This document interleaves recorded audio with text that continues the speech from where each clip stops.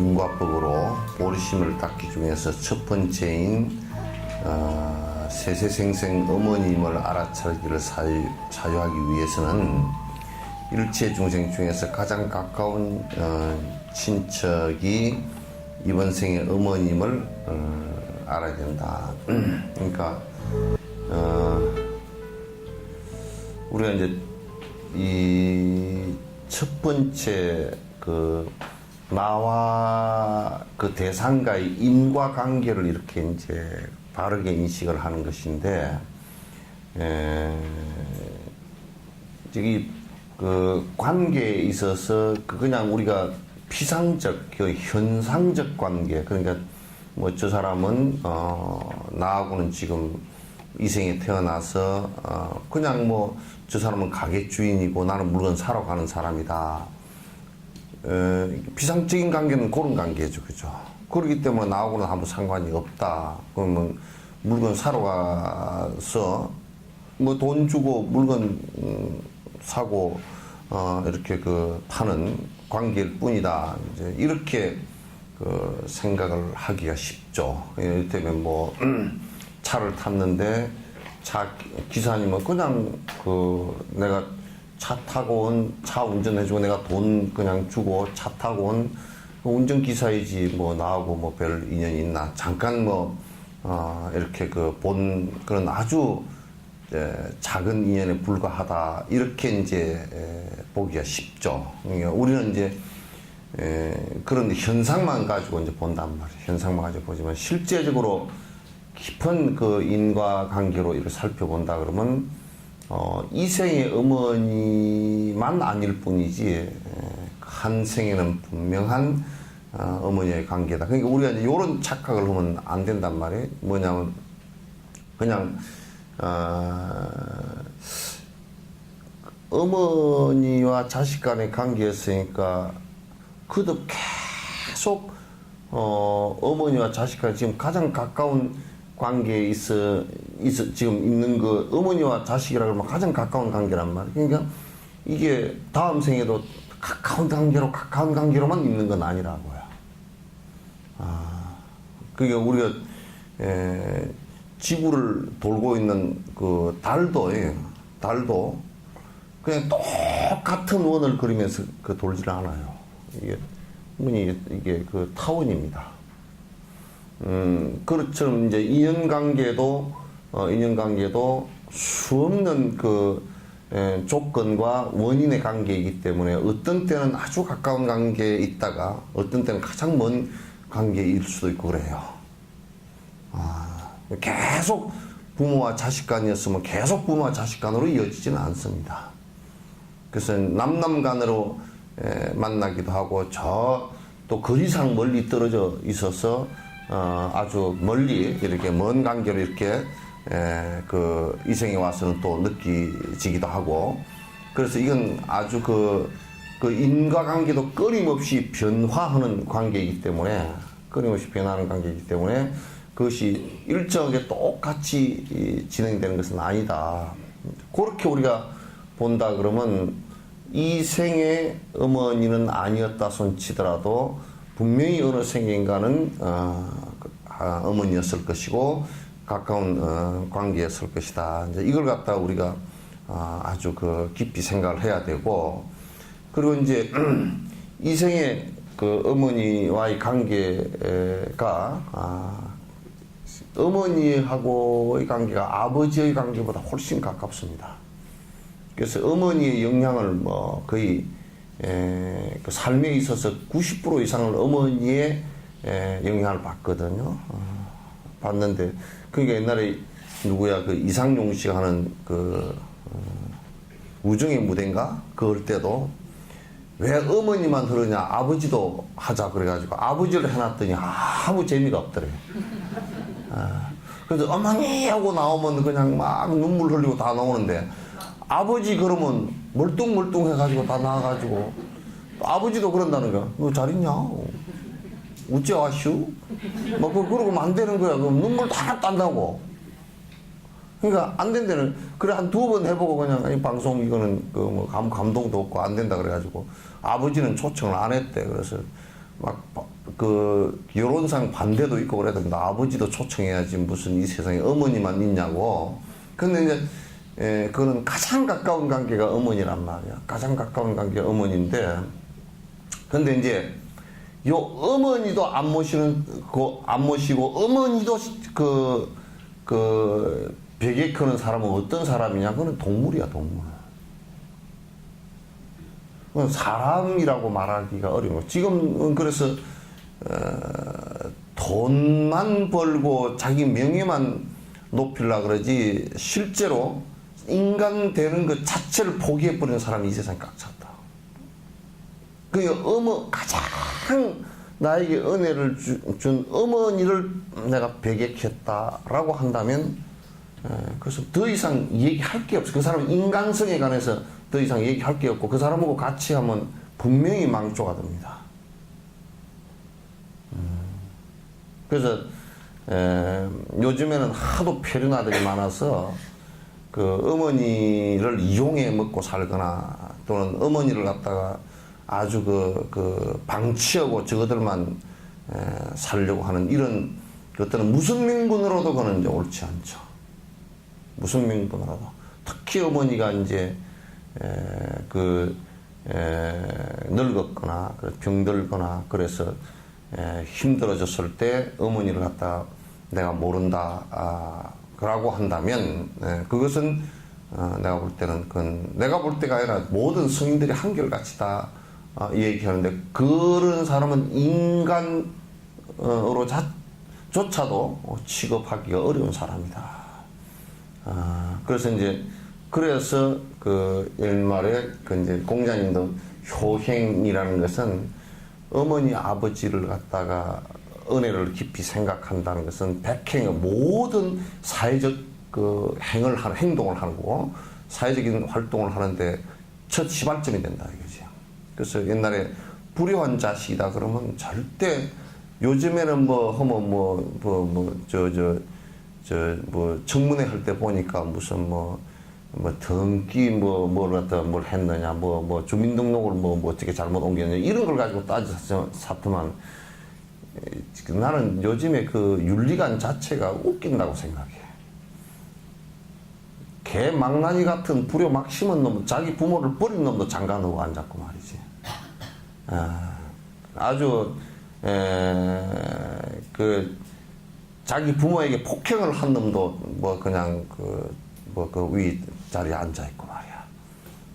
그 도덕적 기준이 그렇게 망가져 버렸다. 근데 이게 이제 효라는 것이 옛날 구질서 아니냐, 이렇게 개망나니처럼 대학 교수들도 그렇게 생각하는 놈들이 꽉 찼더라고. 구질서 아니냐. 그럼 지는 신질서로서 그러면 어머니 뱃속에서 안 태어나고 어머니 젖을 안 먹고 지는 어디 땅 속에서 기어 올라왔나? 돈 속에서 나왔나? 구질서나 신질서나 변함이 없는 것이 있다고.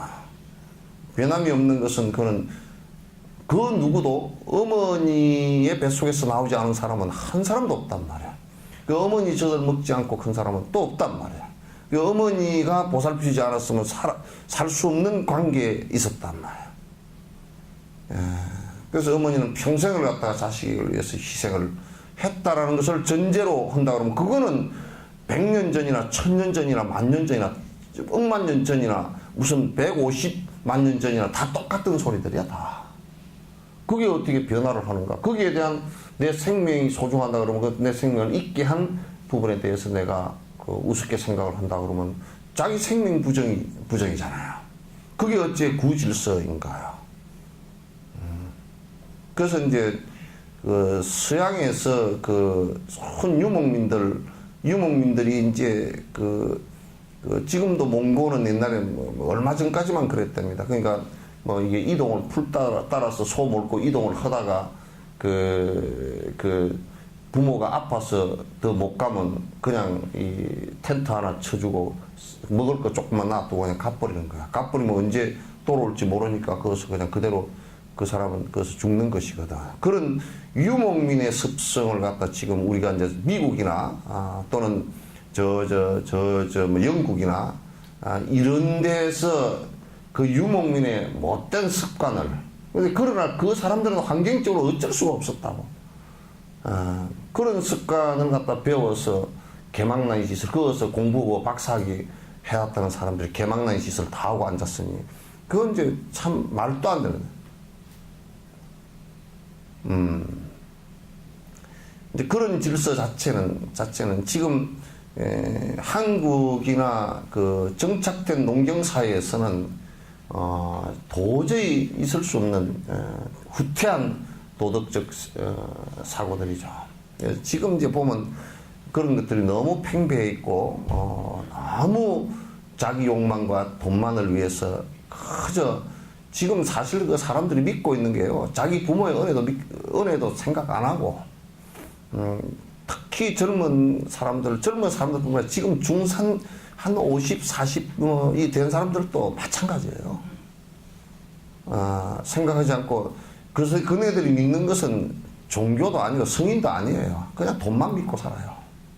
아주 속물건성이라. 돈만 믿고 살아. 돈만 있으면 안 되는 거야.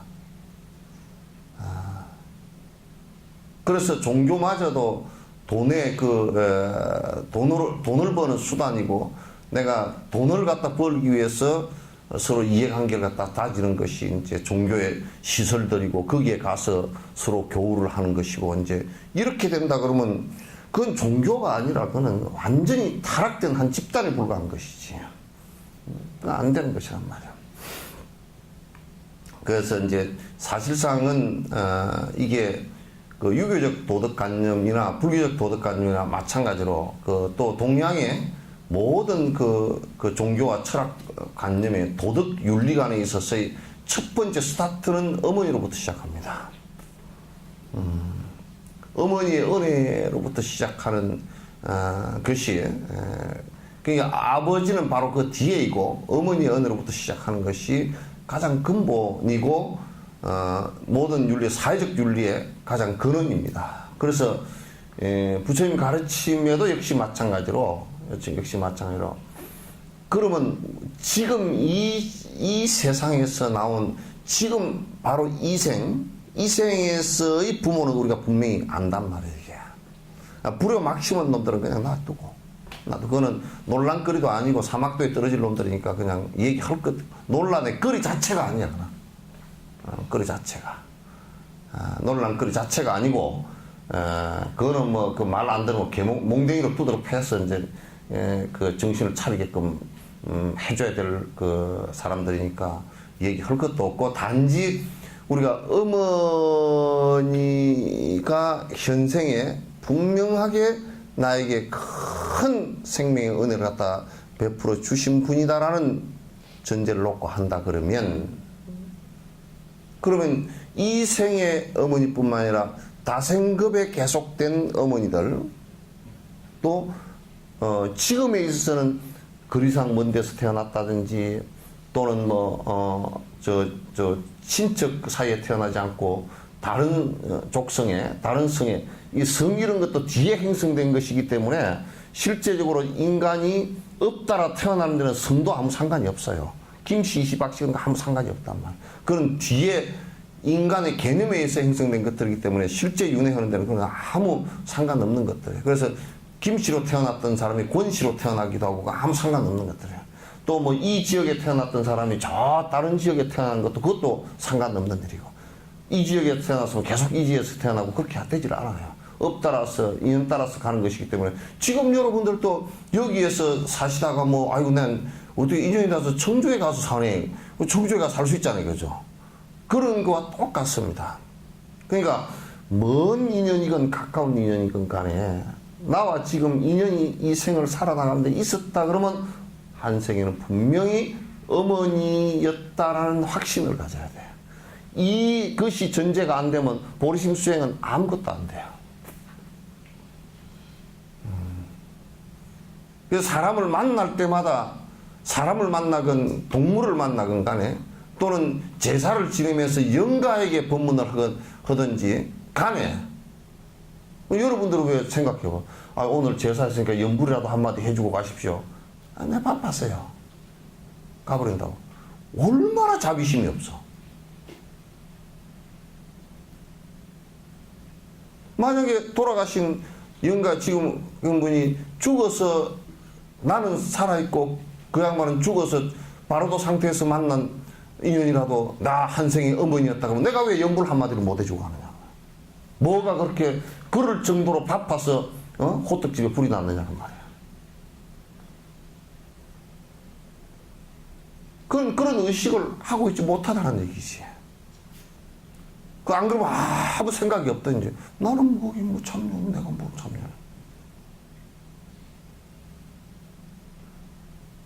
이게 안 맞다. 이거 안 맞는 얘기다 그런 얘기지. 이게 지각한 이기심에서 나온 것이고 왜 연불 한마디를 갖다 내 한생의 어머니였다고 내가 자그만 은혜라도 내가 갚는다라고 생각할 때는 왜 연불을 한마디 못 해주고 가느냐. 그건 말이 안 되잖아요.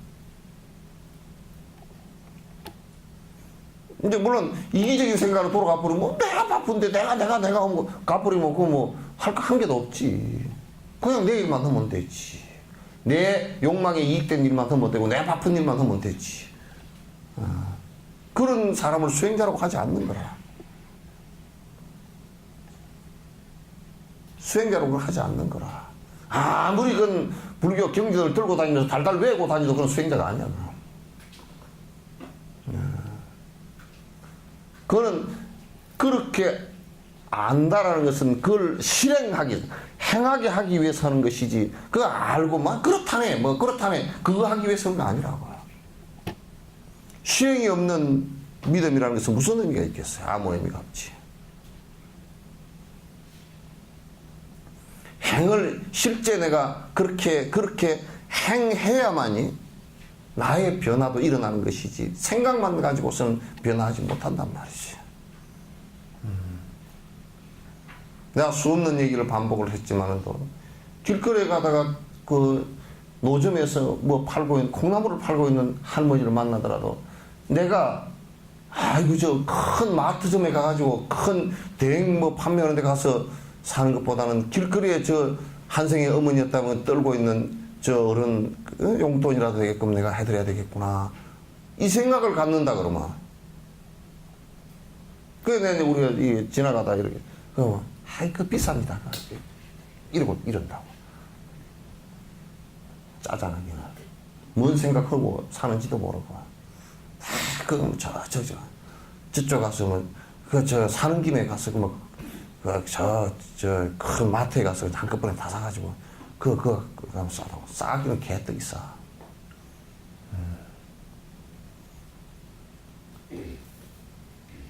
아무 생각이 없단 말이야. 그러니까 길거리에 여기에 계신 분이 한생에 나에게 은혜를 주신 나를 낳아서 길러주고 모든 것을 일생 희생해준 그것을 생각해 놓고 본다 그러면 내가 지금 할 수 있는 일이 지극히 작잖아요. 그죠?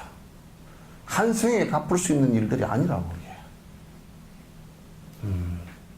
그래서 그런 인식 구조가 그런 의식 구조가 나와야 거기서 이제 그래 저렇게 힘들게 추운데 계시는 저분에 대한 연민의 마음이 나온다고. 자기 어머니가 그렇게 하고 있으면 정말 마음이 아프잖아요. 그래서 그런 마음이 아픈 모습이 나와야 돼.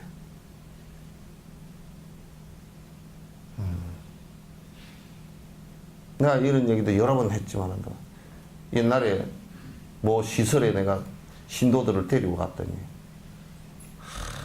갔다 와서 얼마나 후회를 했는지 몰라. 다니면서 뭐라 그러냐 그 시설에 가가지고 에이, 우리 새끼들보다 잘 먹고 사네 그러고 앉았다.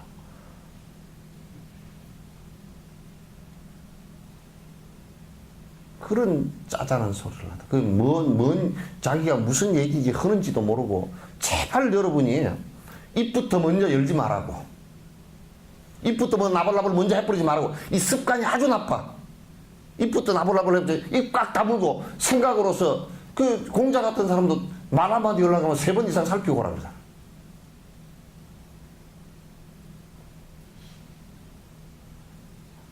그러니까 입부터 그냥 나불나불 해버리면 자기가 무슨 얘기 그 얘기를 했는지도 모르고 무슨 얘기 했는지도 모르고 그것이 얼마나 많은 사람에게 자기가 한 얘기가 상처가 되는지도 잘 모른단 말이야.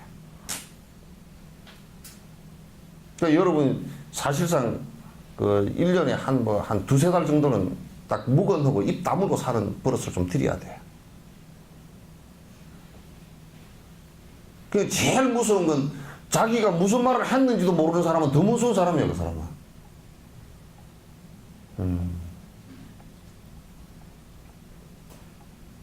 그 말 한번 들으려고 그러면 한 서너 번씩 살펴보고 해야지. 그냥 나오는 대로 주버리 해버린다 그러면 그건 참 골치 아파.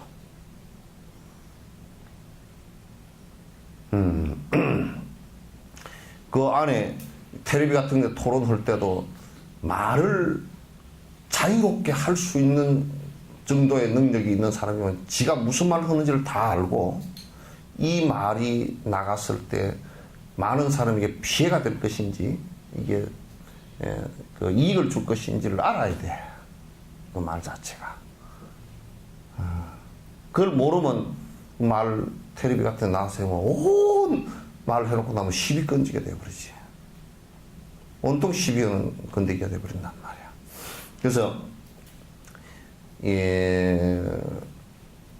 모든 생명체를 볼 때 항상 먼저 관상해서 볼 때 어느 생인가는 나의 어머니였을 것이다 라고 관찰을 해야 그 다음에 연민의 정이 나오고, 내가 이를 위해서 이 대상을 위해서 내가 뭘 해야 될 것인가 이 생각이 나온다고.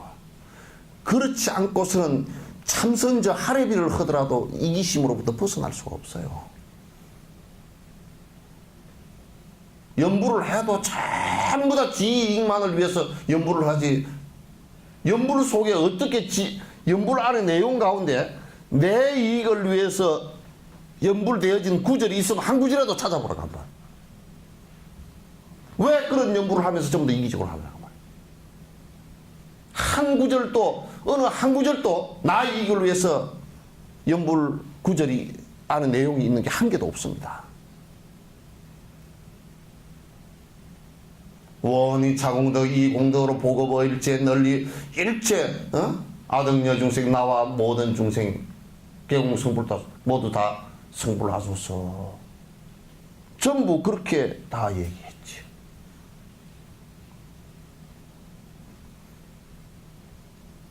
이 세상에서 가장 큰 적이 이기심입니다.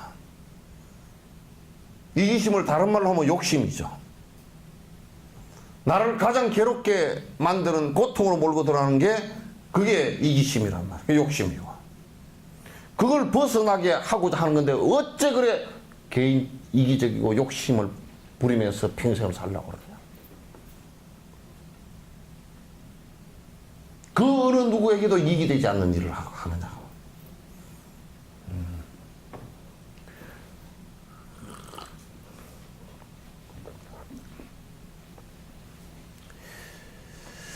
이런 마음이 생기지 않으면 보리심이 일어날 수가 없다. 이거 한마디면 다 끝난 거야.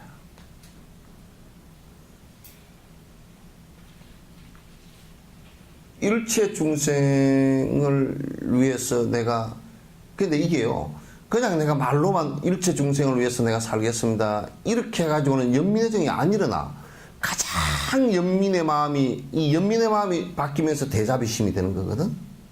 이 연민의 마음이 일어나는 것은, 여러분 만약에 지금 이 생의 어머니가 누구한테 막 욕을 먹고 모멸을 당하고 맞고 있다 그러면 내 목숨을 걸어서라도 그게 잘이고 잘못이고 간에 잘이고 잘못이고 간에 내가 대들어서 우리 어머니를 왜 그러냐고 내가 대들 거란 말이야.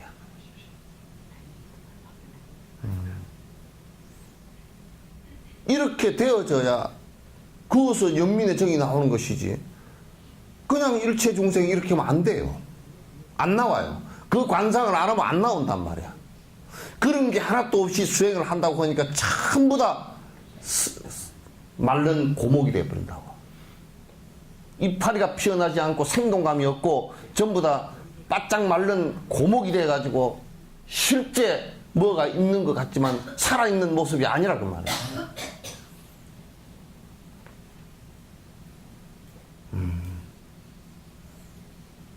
대승불교는 여기서부터 출발하는 거야.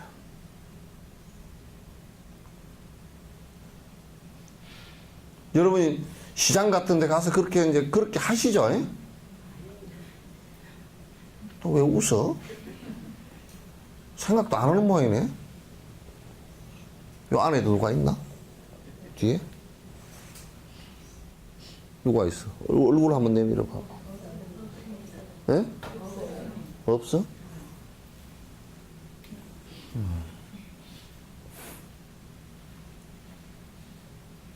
일상생활 하면서 그렇게 생각이 좀 되져요?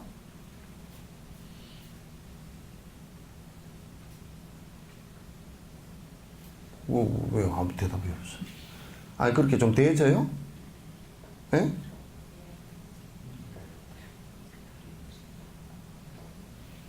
아이고. 아니, 살라고 노력하고 있습니다. 그건 정치적인 얘기고. 그렇게 돼야 돼. 안 된다, 그거 얘기. 안 되면 되게끔 해야지, 이제. 그냥 하려고 노력합니다. 그럼 언제까지? 한 10년 뒤까지 뭐. 그렇게 하면 안 돼. 여기 지금 말로만 이렇게 하면요. 실제 나의 변화가 일어나지 않아요. 변화가 일어나는 것은 실제 내가 그렇게 해야만이 내 행과 내 마음, 말이 다 바뀐다고요. 그래야 바뀌기 시작하는 거야. 안 그러면 안 바뀌어요.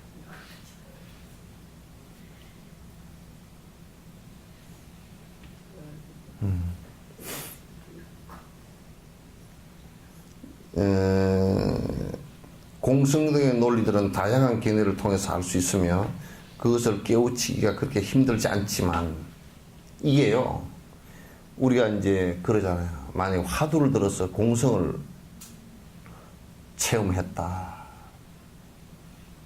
그건 차라리 쉬운 말이에요. 쉽게 할 수 있어요.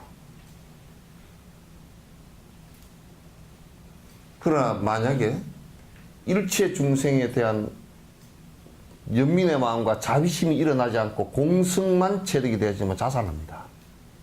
허무주의자가 되어버립니다.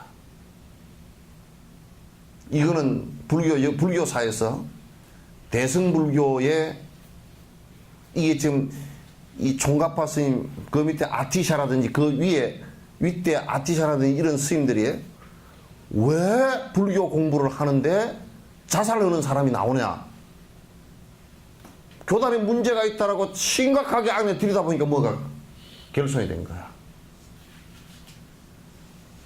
그래서 이 양반이, 아티샤라는 양반이 인도네시아까지 가가지고 이 보리심 수행법을 구체적으로 배워서 말로만 듣고 경전만 들고 온 게 아니고 자기가 직접 12년간인가 얼마를 갖다 하고서 완벽하게 되니까 와서 얘기를 한 거란 말이에요. 차라리 공성체득 같은 경우는 이해하는 것도 차라리 쉽고요. 이해하는 것도 쉽고 차라리 다른 교학적인 것은 이성적 이해나 기억을 하면 됩니다. 근데 이거는 이성적 이해나 기억을 가지고는 안 되는 거예요, 이게. 그 자비심과 연민의 정이 일어나는 것은 그걸 가지고는 안 되는 거야. 그래서 이거는 하나하나 내가 지금 살아가는데 하나하나 이걸 해야 되는데 근데 요걸 안 하고 공성체득만 하면 되느냐? 안 된다 그 말이에요. 이게 불교가 아니라 그러면 그 말이야.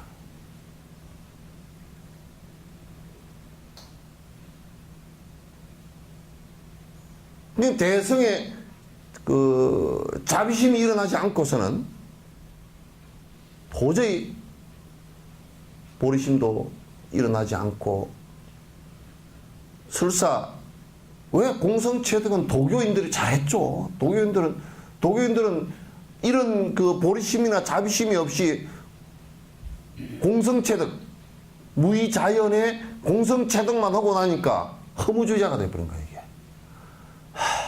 세상이라는 게 아무 쓸데도 없고 이렇게 돼버린 거야.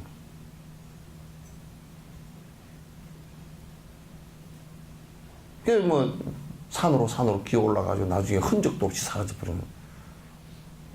독일 자체가 그렇게 신비주의화 돼버리고 허무주의가 돼버리고 그렇게 돼버렸단 말이에요.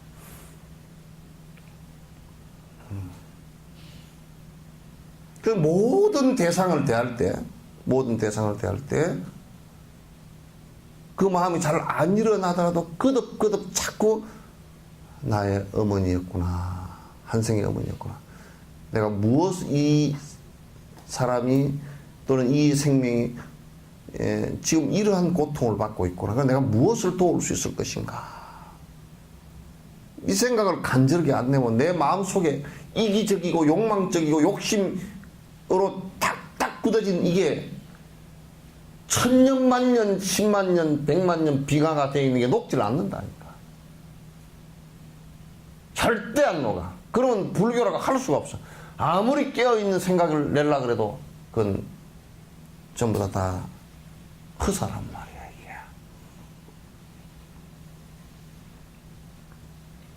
이게. 그래서 누가 아픈 사람이 있으면 내가 대신 다 짊어지고 갔으면 좋겠구나. 저 얼마나 힘들까. 내가 뭘 도와드릴 수 있는 게 있을까.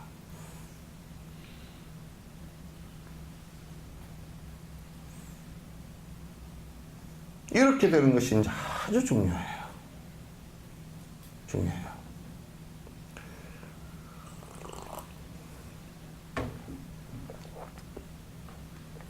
보리심을 닦으면 논리적인 것보다 신심이 더 필요하기 때문이다. 이제 이 보리심 수행은 이게 우리가 논리적으로 그거 뭐 세세생생 어머니까 그거 어떻게 알아?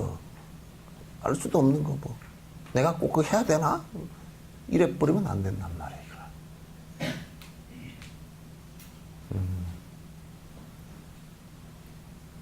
그건 그렇다라고 딱 믿고서 실제 그렇게 하나하나 해나가는 것이 중요하다.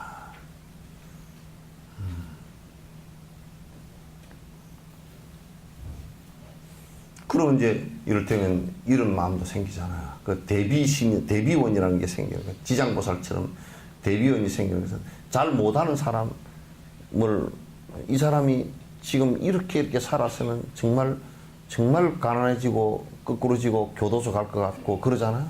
그럼 마음이 막 아파. 그냥 네가 뭐 어디 하든지 말든지 이게 아니란 말이야. 마음이 아파. 그 지장보살처럼 눈물이 쭉 난다고.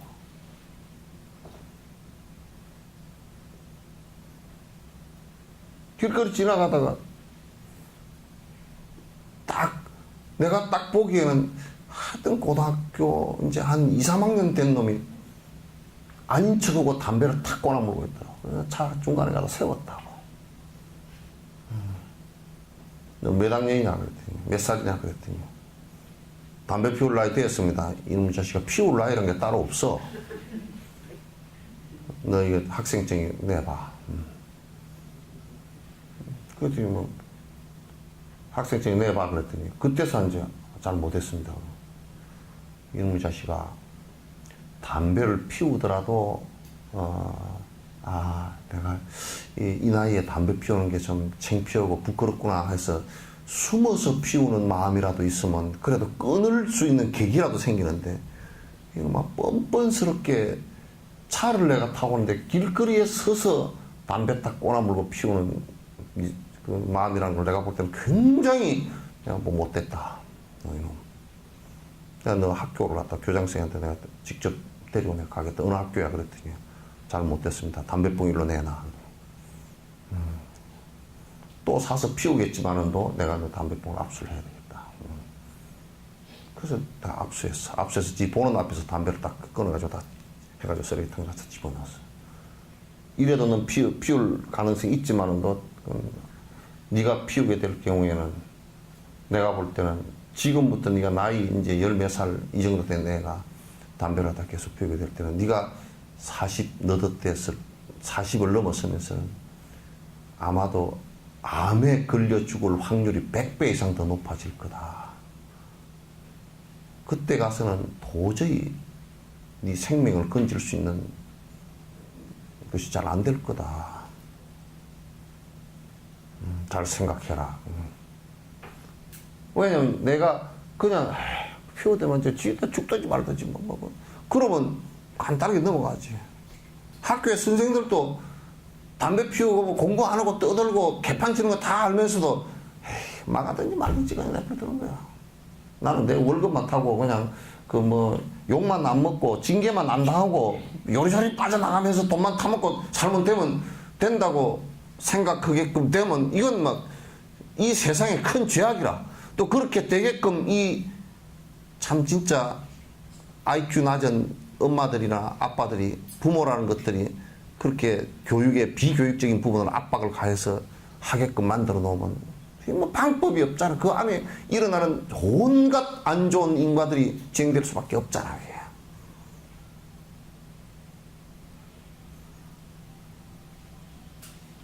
만약에 선생이 지 학생이 한 반에 담배를 피우는 애기 5명이다. 지 자식 같으면 그렇게 놔두겠어?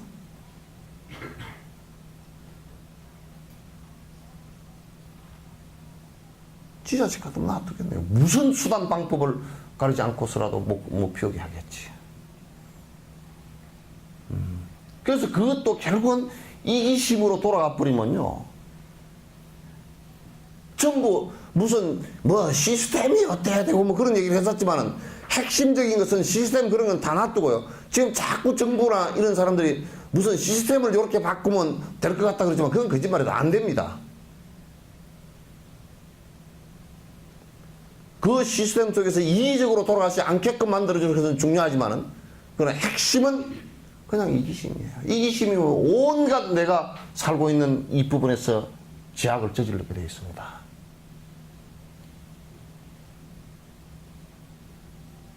절에 다니면서도요. 여러분은 절에 다니면서 부처님한테 복을 빌고 하는데 뭔 죄가 되느냐. 몽땅 죄 다 됩니다. 왜? 절 집구석 망해버리게 만드니까. 그건 자기가 복이 되는 것 같지만 전혀 복 안 됩니다. 집구석 망합니다. 절집안 망하게 돼. 그건 100% 망합니다. 그건. 내가 하나 뭐 내 부처님 앞에 가서 내 복 빌고 했는데 뭘 내가 죄를 지었나 이거. 아, 죄 지었죠. 많이 지었죠.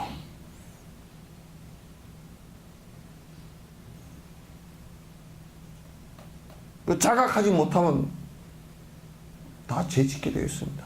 그건 복 비는 것은 지 이기심으로 와서 복 비는 거 아니에요? 그러니까 절이 뭐, 나 어저께인가 아주 여수에서 그럴듯하게 위치에 있는 사람이 와가지고 내가 그랬다 와. 내가 일부러 그는 와서 보니까 대단히 좀 그 목고개가 뻣뻣해가지고 이렇게 와서 그래서 그런 사람한테는 내가 같이 목고개를 뻣뻣해 해주면 목배 부러질까 싶어서 내가 이제 이 사람이 대단히 뻣뻣하구나. 그래서 아이고 저 같은 사람을 찾아와서 아무 도움도 안 되고 그러실 텐데 어떻게 저 같은 사람 찾아왔습니까? 딱 한다는 소리가 뭐 절에 스님 보고 찾아옵니까? 그냥 절 보고 찾아오죠. 그걸 모르고 왔어. 그 말이 무슨 말인지 모르는 거야.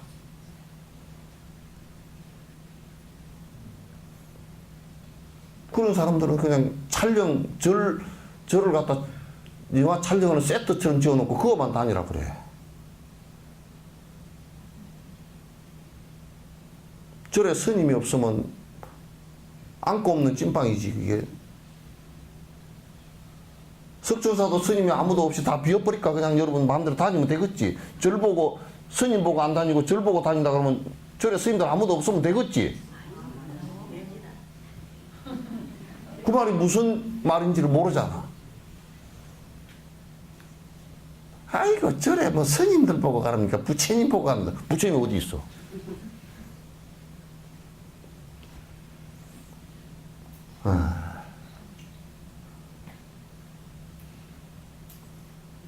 그 안에 그 내용을 분석해보면 100% 이기심이에요.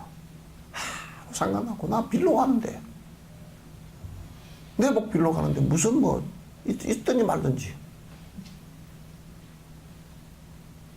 그러면 이제 그 절이 망하잖아. 그러면 그 사람 어떻게 하겠어요? 망하든지 말든지 딴 절 가면 되지 또. 그 절도 망했다 그러면 뭐 그든지 말든지 또 아이고 뭐 꼭 그거만 가서 비나 무당푸닥거리 가서 빌어도 상관없고.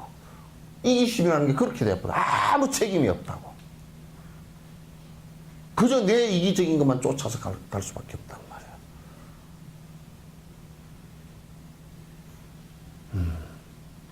그게 엄청난 제약이 됩니다. 그 절 하나가 그 사부대중이 그 사는 사람들 구성원 신도들까지 욕심으로 점철돼서 이기심으로 그 절을 운영해서 폐사가 되게 만들고 퇴락이 되게 만들었다 그러면 그같이 큰 죄를 짓는 게 없잖아요. 후손들한테 무슨 낯으로 대하겠어요. 그러니까 우리가 이 시대에 살아주면서 적어도 아무리 적게 하더라도 우리 내 주변에 있는 이 지역을 위해서 내가 뭔가 이익이 되는 일들을 갖다 해야 된다고. 나의 욕망이 아니라.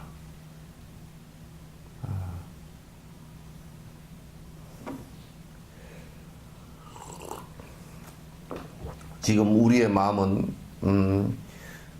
어제 마음이 이어져 온 결과이다. 그거야 맞는 얘기죠. 어제 마음은 사실은 없어요. 그죠?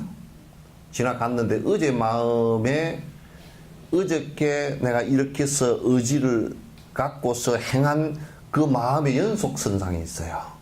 어제 마음이 그대로 와서 여기 있는 것은 아니죠. 그죠? 어제 마음이 연속선상에서 와 있어요. 그 전의 흐름을 살피다가 보면 어머니 뱃속에서 태어나자마자 부처님을 알 수 있다. 있고 또 그 전을 거슬러 올라가면 마음의 시작이 없음을 알게 된다. 그러니까 어저께 마음이 어제는 그 앞을 들여다보면 그저께 마음이고 그저께 마음은 그저께 마음의 연속이고 그리고 또 1년 전의 마음의 연속이고 크게 따질 때는 그렇게 따져놓고 보면 내 마음이 시작된 것은 부모님의 태내에서나 태어나서 연결되는 그 마음으로 연결되어 있다는 것을 알 수 있어요.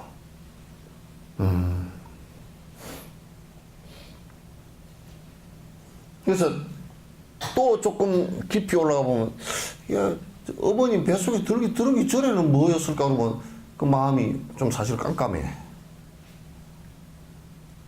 시작이 언제부터 됐지? 그것도 사실 깜깜해. 그죠?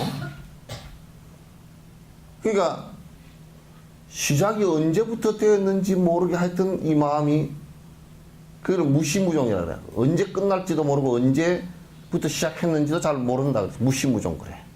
그래서 지금까지 계속 연속 성상에서 이어져 내려오고 있다.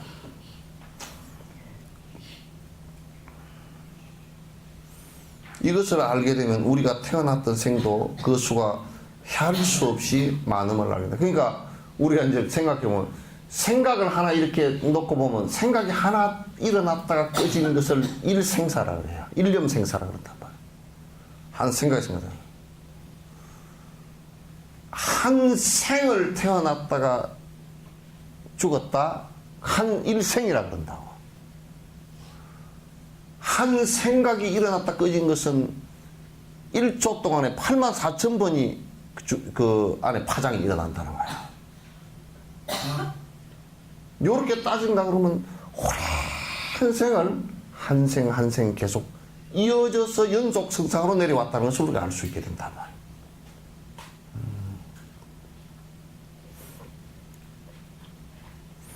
그렇다 그러면 우리가 태어나서 죽고 하는 것이 수만 번, 수십만 번이 넘었을 거란 말이야. 그와 같이 시작 없는 마음에는 끝도 없음을 알아야 된다. 그것을 알게 되면 우리가 태어났던 생도 그 수가 헤아릴 수 없이 많음을 우리가 알게 된단 말이에요. 할 수 없이 그것이 이제 수없이 많다는 것을 알게 된다. 그러므로 이번 생에 어머니가 있는 것처럼 전생에 태생, 난생 등으로 태어났을 때도 어머니가 한 분씩 다 있었다는.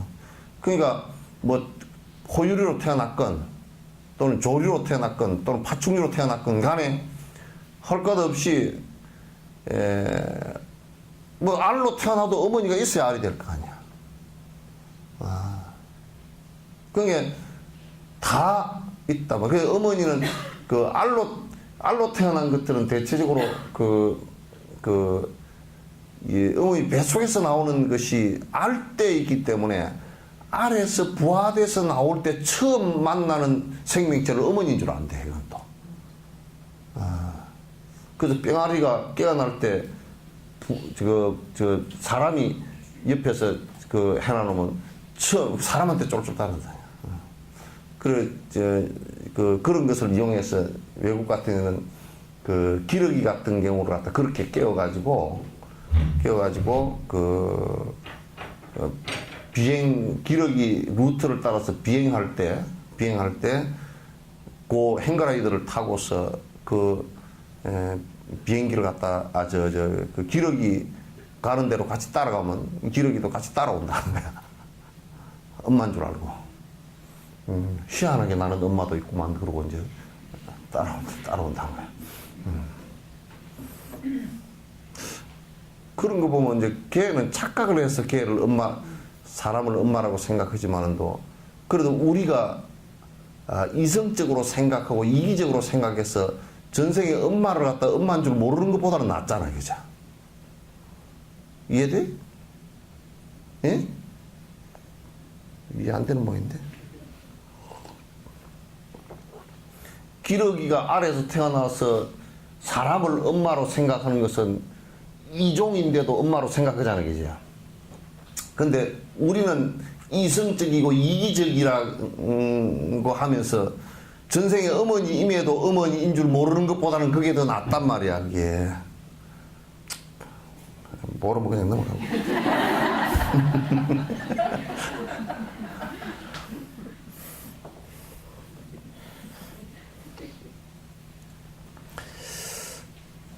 그러므로 이번 생에 어머니가 있는 것처럼 전생에 태생, 난생 등으로 태어났을 때도 어머니가 한 분씩 있었으며, 만일 우리가 100번 태어났으면 100명의 어머니가 있었을 것이고 1000번 태어났으면 1000명의 어머니가 계셨을 것이다. 이와 같이 수없이 많은 생을 태어나는 동안 우리의 어머니도 그 숫자만큼 많았을 것은 틀림없다, 그런 얘기야.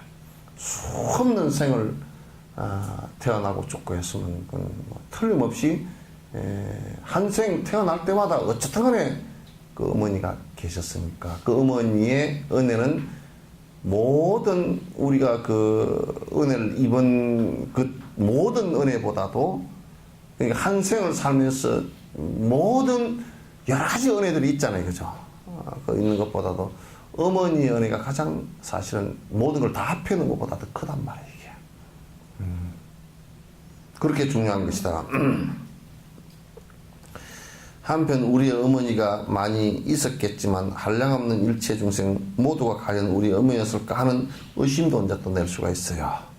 하지만 우리가 수많은 생명체로 태어났어도 태어났던 하나하나를 기억하지 못함을 알아야 된다. 그러니까 한 생에 태어났어도 이제 부처님이 됐을 때는 요걸 다 안 돼요.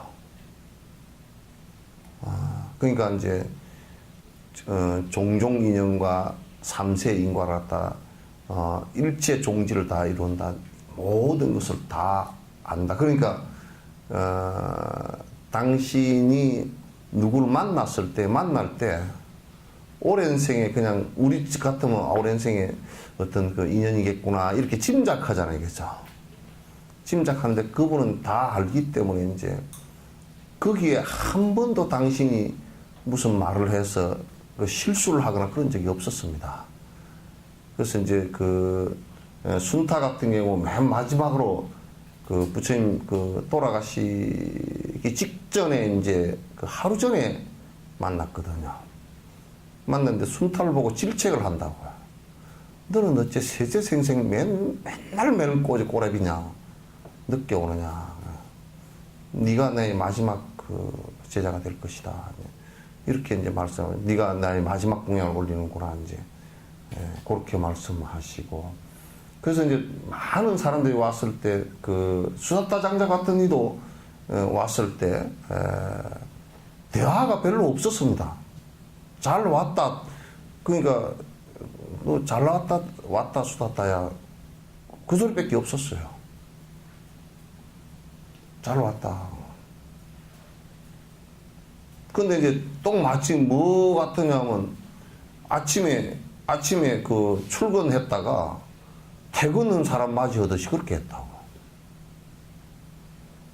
우리는 다 잊어버리고 있으니까 뭐라 그래요? 누구죠? 명함 내놓고 뭐 또 지금 뭐 누굽니다 이렇게 소개해도 잘 몰라. 모르는데 근데 그 제자들을 만날 때도 그 확실히 다 알아. 그 전생부터 아랑카를 이룬 사람도 알고 보살행을 한 사람들도 알고 그냥 우리 짐작처럼 하는 게 아니라 다 아셨단 말이야. 아시고 바로 그 아신 내용을 갖다 얘기하신 적이 많아요. 근데 이제 아랑카를 이룬 사람들은 지도 아니까 그 수고를 다 해.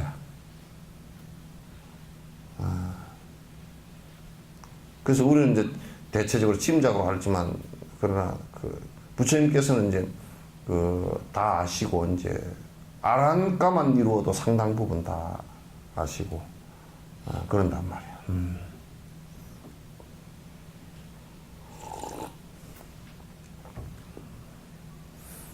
그러니까 이제 그런 걸 물을 때 대성경전에 보면 이제 관세음보살 보문품 같은 경우도 이제 그 무지보살이 일어나서 묻잖아요. 그 이제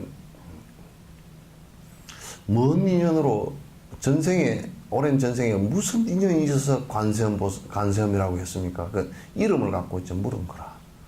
관세음이 위대하다 이제 그렇게 다 알려져 있고 이제 십지보살이라 그러니까 관세음이 무슨 인연으로 칭명 관세음이 있고 그러니까 물으니까 이제 부처님께서 전생 인연을 얘기하죠. 그 관세음이라는 그 대보살은 큰 보살은 일체 중생의 고통을 받을 때 내가 이 고통과 액난을 당할 때 내가 내 이름 한 번만 불러도 내가 거기에 언제든지 나타나서 그 고통을 갖다 구제하겠다라는 원력을 세워서 그래서 그 중생의 고통을 어디서나 언제나 관찰할 수 있는 힘이 생겼느니라. 그래서 그 이름을 갖다 관세음이라고 했다. 세상의 고통스러운 음성을 갖다 중생들의 고통스러운 모습을 갖다 다 관찰할 수 있는 힘이 이제 생겼다 그런 얘기지. 그 얘기를 갖다 이제 오랜 생에 수행해 온 전력을 갖다 이 얘기를 갖다 해주시거든. 그게 관세음보살 보문품이라.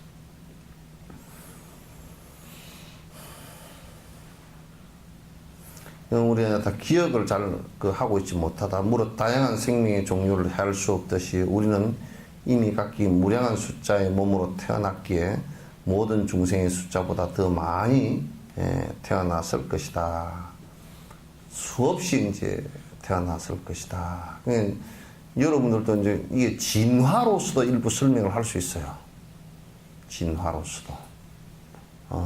그러니까 여러분이 뱀만 보면 기절할 정도로 놀래는 사람이고 이 생에 와서는 뱀을 보고 놀래야 될 아무런 그 별로 원인과 조건이 별로 없어 보여도 불구하고 그게 놀랜다. 그러니까 어느 생애간 틀림없이 뱀의 먹이가 돼서 뱀에게 잡아먹힌 것이 있을 거란 말이에요.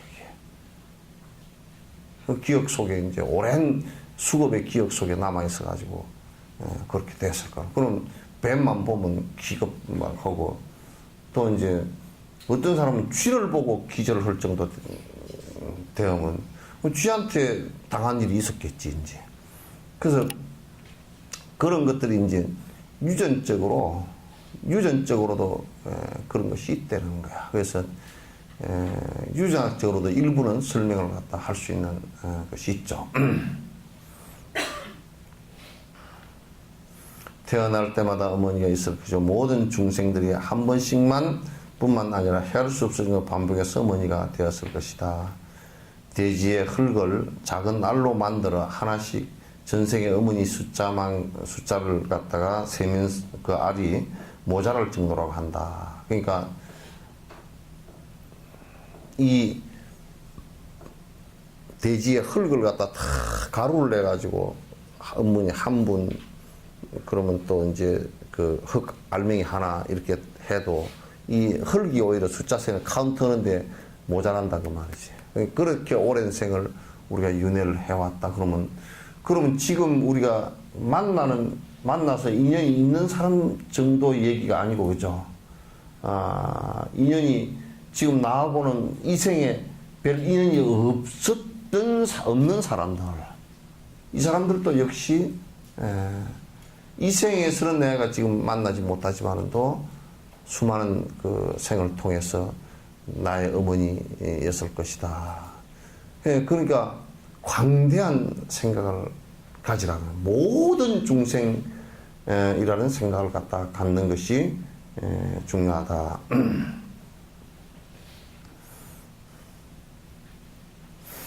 그와 같이 일체 중생이 자기 어머니였던 숫자를 할 수가 없는데 본인이 이런저런 생명으로 태어난 적이 없었다는 등의 말을 어찌할 수 있겠는가.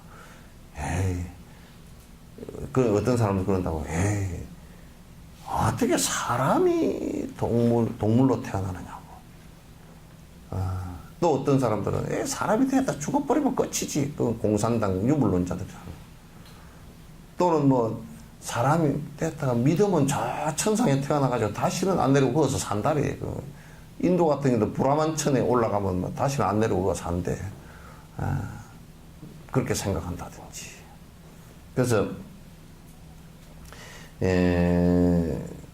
나는 또 뭐 그냥 태어나서 죽으면 그냥 그로서 끝이지 뭐 그렇게 생각한다든지. 다음 생에 내가 뭐 태어나긴 뭐 태어나. 그냥 이 생에 잘 먹고 잘 살고 그냥 그렇게 살다 죽으면 되지 뭐. 이렇게 생각한다든지.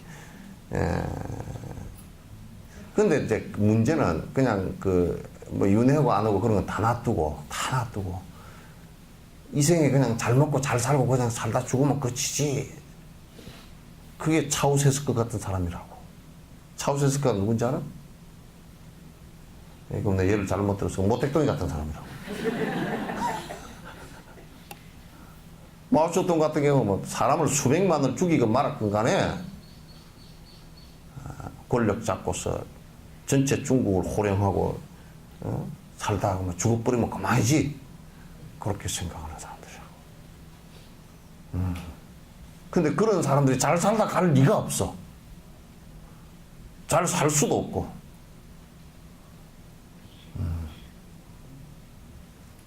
근데 나는 그거는 좀 이해가 안 되대.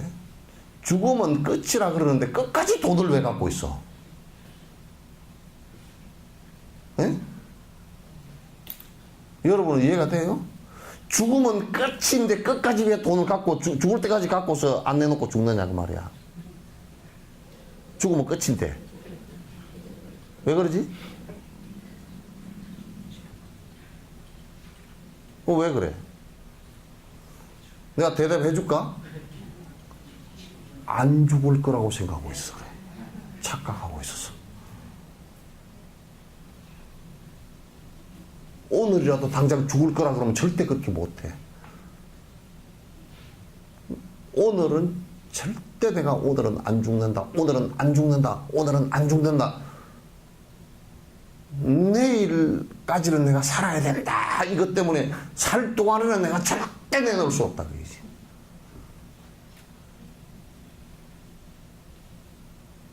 요거 빼고 골라요? 네, 지금 얘기하려는 거? 나가고 있습니다. 나가고 있어? 그러면 안 되는데. 개보다 못해. 나가도 괜찮아. 아이, 빼라 뭐라 해. 개보다 못해. 개는 그렇게 안 해. 개나 고양이는 그렇게까지는 안 해.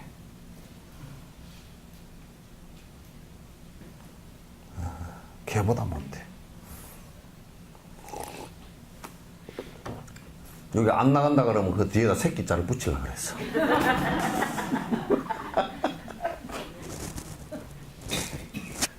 그 많이 순화해서 한 겁니다.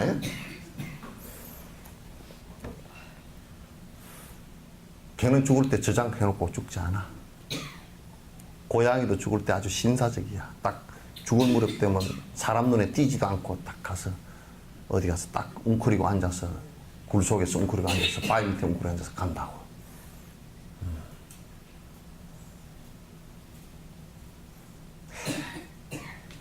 그런 부분은 자연적인 어떤 그런 부분은 뭐 그 사람 욕심 많아서 끝까지 착각하는 사람보다는 낫잖아.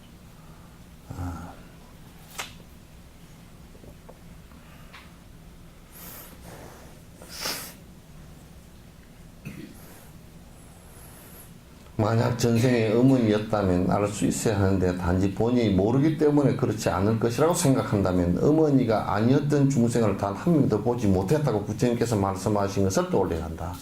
부처님 거짓말 하신 적이 없단 말이야. 당신이 일체 종지를 이루고 나서 보니까 일체 모든 생명체가 나의 어머니, 함생의 어머니 아니었던 생명체는 하나도 없다 그런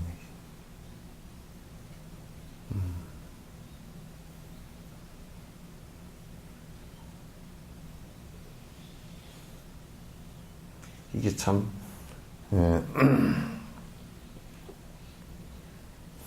우리가 모르는 것일 뿐이지 일체 중생은 우리의 어머니였다. 모른다. 우리가 모른다고 해서 없는 건 아니에요. 아니? 모르는 것은 모를 뿐이지 내가 모른다고 해서 없다가 아니란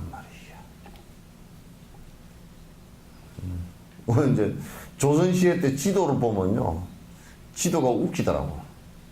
막 지도도 이제 뭐 측량법이나 그런 게 없으니까 이제 좀 우습게 그려놨지만도 중국 그리고 이제 뭐 한반도 그리고 뭐 이렇게 저렇게 막 이제 그려가지고 막 이게 붙여놨는데. 근데 그 그림에는요, 유럽이 없어요. 아메리카도 없고. 그죠? 없어요. 미주 대륙이 없다고. 왜? 모르니까. 근데 없어요? 있잖아. 보통 우리가 착각을 하기를 모르면 없다. 이렇게 이제 착각을 하는 경우가 많아요. 그러나 모른다고 해서 없는 것은 아니다. 모른다고 해서 또 아닌 것도 아니다. 그 전생의 어머니인 것을 기억을 못한다고 해서 전생의 어머니가 아니었느냐, 그렇지는 않다. 그렇지 않단 말이야.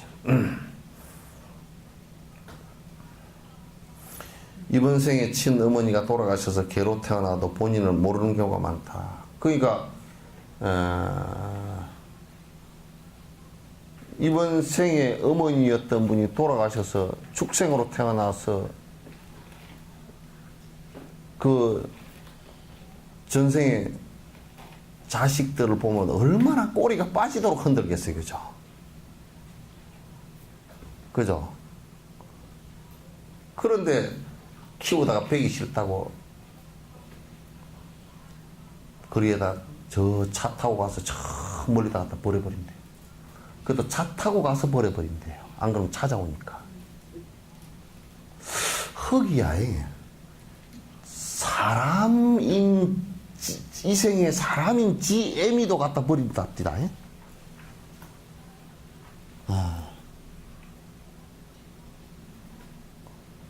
그리고 아파트를 요즘에는 찾아가려고 그러면 절대 엄마는 못 찾아가게 생겼어. 예? 무슨 이름이 뭐 별내지요 그러는 거야. 그럼 뭐 못 찾아가.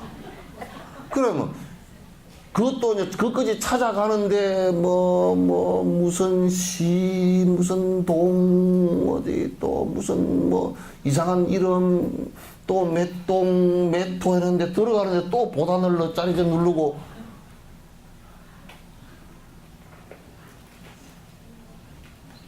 그래가지고 못 찾아가. 근데 이제 그래도 글자라도 아는 사람은 뭐 적어가지고 뭐 이게 찾아가서 뭐 눌러보고 뭐 하긴 하지만은 또 글자 모르는 사람은 어떻게 찾아가?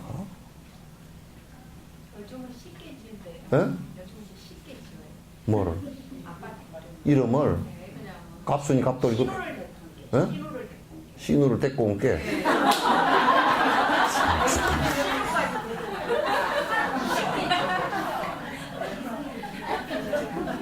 시어머니 혼자 못 오시겠는데 신호까지 오니까 참 그것도 말 되네.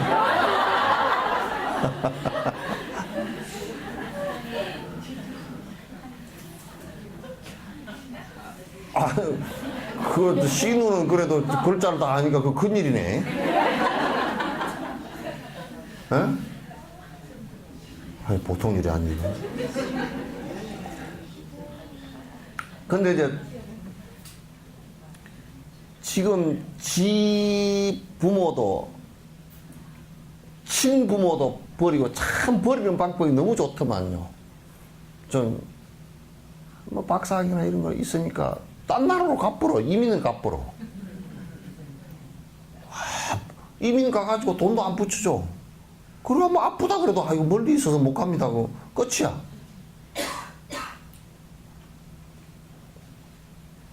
아예 이민을 가버리는 것도 각 찾더라고.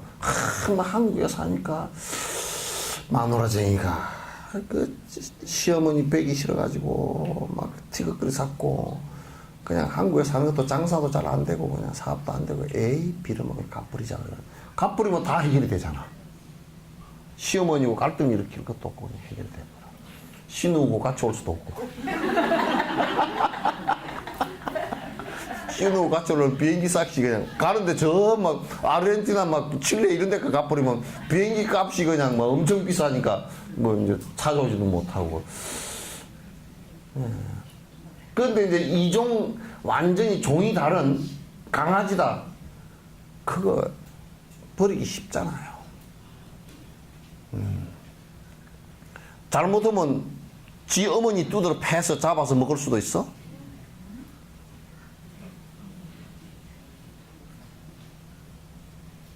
그 좋다고 꼬리치는 그거 아이고 올해 복대 못해 해가지고 두드러 패서 잡아먹을 수도 있어요. 참 보통 일이 아니야.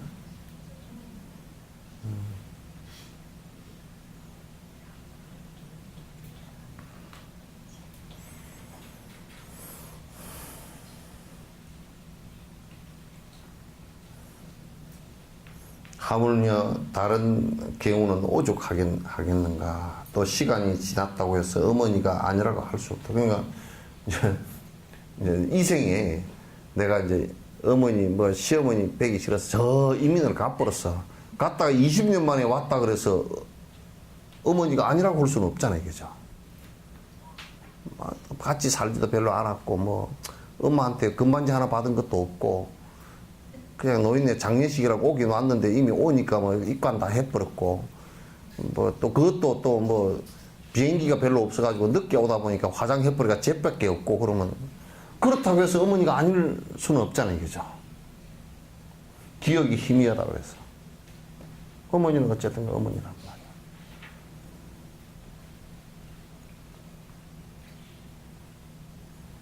말이야.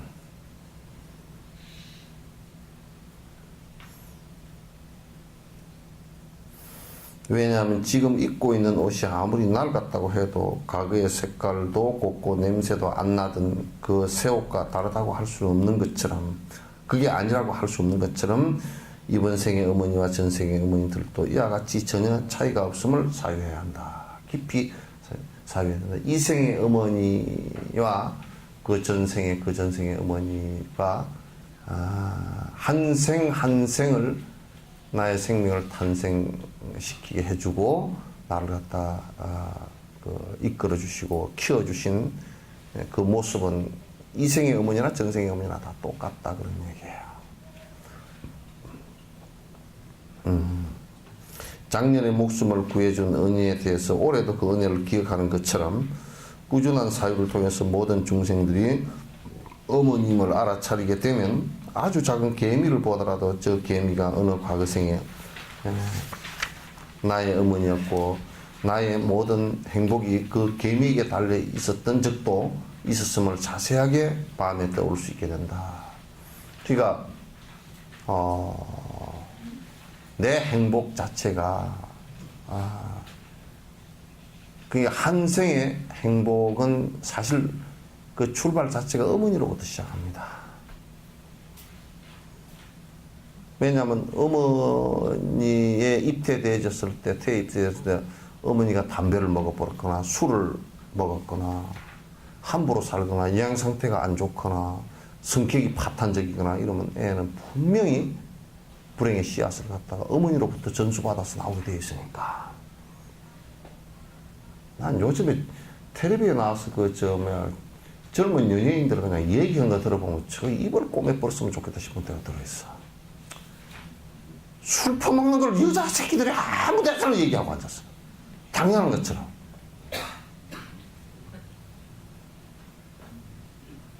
그게 뭔 얘기인지도 모르고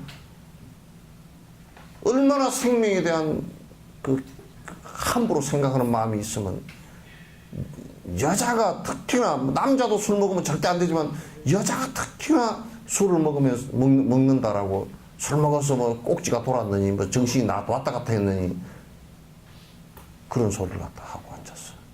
그 애가 한 아이의 그 행복은 입퇴되었을 때 한 아이의 행복은 말이죠. 행복은 엄마한테 결제 99%의 조건이 엄마한테 다 달려있다.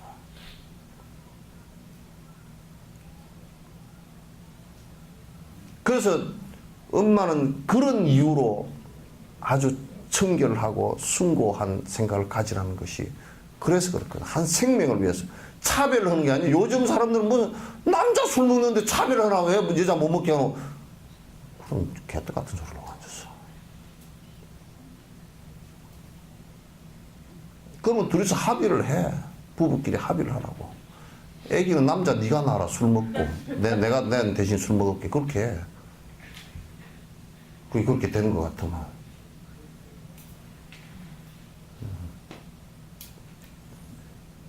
그 부모들도 엄마들도 그 딸 아이한테 그런 교육을 잘 안 시키고 그저 공부만 잘해가지고 그냥 직장 좋은 데 나간다요. 그래 애들이 보니까 영양 상태 좋고 또 화장 잘하고 또 그러니까 요것들이 젊으니까 술을 먹고서도 말짱해. 내가 가끔 속는다니까. 왜냐면 이게 좀 나이 든 사람은 술 먹은 모습 보면 어쩌니까 술 먹었구나. 눈빛이 확 가버렸거든. 대박 알아. 소주 한 컵만 먹어도 알아. 눈빛이 기운이 모이질 않아요. 다 흩어져 버려가지고. 근데 요 젊은 것들은 술을 먹고서 눈을 봐도 눈빛이 안 흐려졌다니까 이것들이. 아주 쏠 때가 들어있어요. 그럴 때는 기운이 있어서 그러거든. 힘이 지금 좋아서 그런데 그런 기운을 술로서 안 흩트고 잘 보존을 하면 얼마나 건강하게 좋은 정신으로 살 수 있겠어요.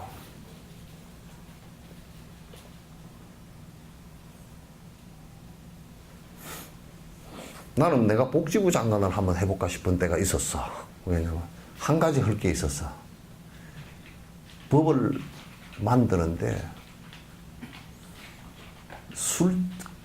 텔레비나 신문에 술 광고, 담배 광고 못하게 하고 술집 간판들 전부 다 간판 다 내리고 간판에 불도 못 켜게끔.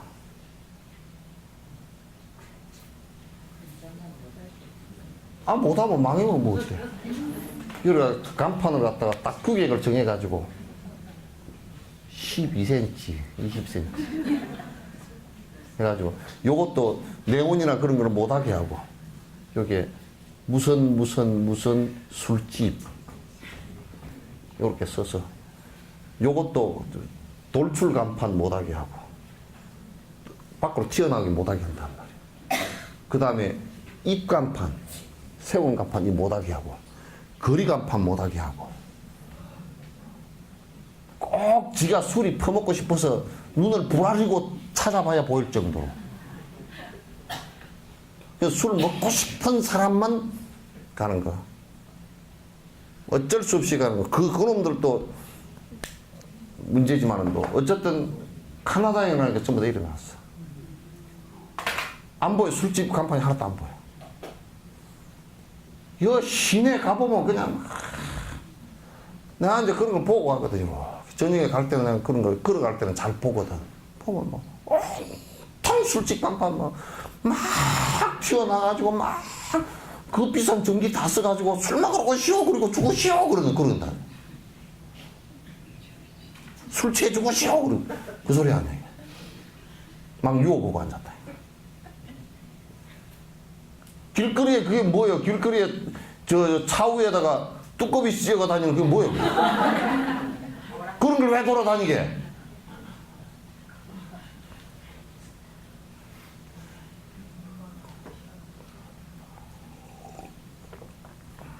담배 광고, 술 광고. 그 생각해요. 내가 그런 얘기. 그 이쁜 탤런트들인 그 이쁜 애들이 나와서 무슨 이슬 선전하고 앉았고 말이야. 뭐 입세주인가 뭔가 또 선전하고 앉아. 그러니까 그러면 예를 들면 그 사람 광고 오는 사람들도 그 사람이 선전을 했을 때 20% 30%고 매출이 높아지니까 선전하는 거 아닙니까? 그죠? 그 선전 광고비를 많이 주고 모델료도 주고 또 텔레비나 신문에 광고료도 주고 돈을 막 수억씩 수십억씩 들여서 하는 거 아니에요. 그 많이 팔린다는 얘기거든. 그만큼 많이 팔려서 많이 먹으면 누가 손해인지 한번 봐보라고. 왜 그런 것을 갖다가 국가에서 조장하고 방조를 하느냐 말이에요. 미국에서 조사를 하니까요. 옛날에 말보로맨이라는 사람이 있었어요. 영화배우인데 이만한 시가 물고 나와서 건총 차고 나와서 이게 광고 그 말보로맨이 한번 그 어디에 광고에 나오면 하루에 청소년이 1000명 정도 담배를 피운다고요. 더 피워진다 숫자가. 그래서 이 사람 때문에 사람이 얼마나 많이 죽고 병들었고 했든지 의료보험 자체가 문제가 돼. 그래서 이 사람은 영원히 영상계에서 퇴출시켜버렸다고. 텔레비도 못 나오고 신문에도 못 나오고 영화에도 못 나오고 아무 데도 못 나오고 그냥 퇴출시켜버렸다고.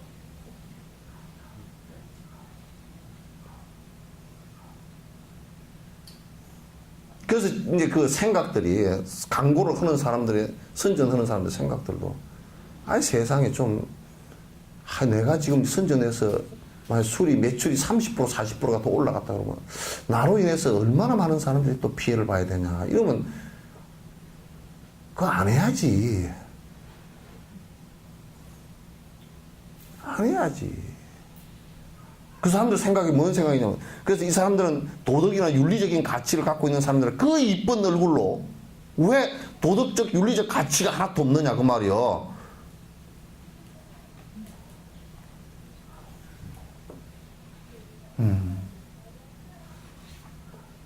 그렇게 해서는 안 된다 그런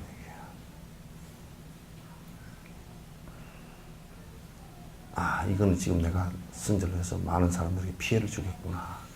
많은 사람의 행복에 전혀 도움이 안 되겠구나. 내가 이거 돈을 설사 돈을 좀 받는다 손 치더라도 내가 조금 적게 먹고 살지. 이렇게 돼야지. 그냥 아무 광고나 들어오면 아무거나 그냥 돈만 벌면 그렇게 황금 만능주의고 그렇게 돈만 벌어야 세상 사는 것이라고 생각한다 그러면 그렇게 이쁜 얼굴로 그렇게 할 수가 있느냐고 말이야.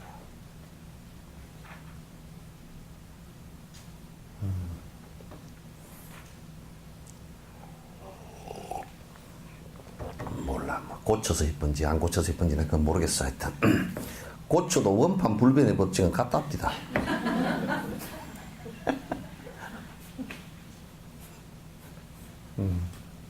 나무장판이 뭐 새장판은 안 되겠지.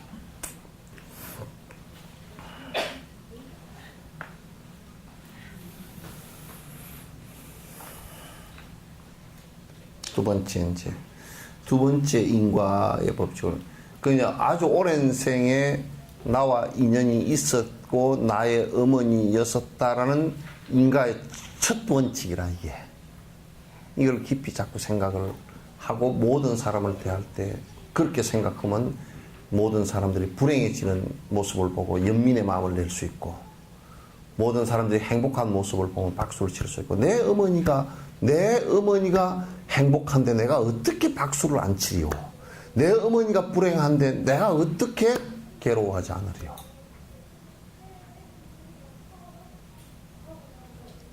이렇게 돼야지.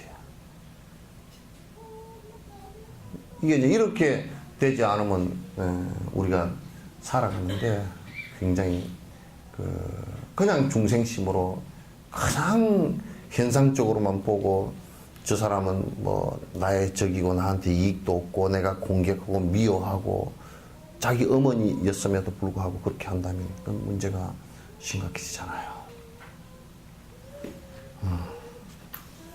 여기까지만 하죠. 예.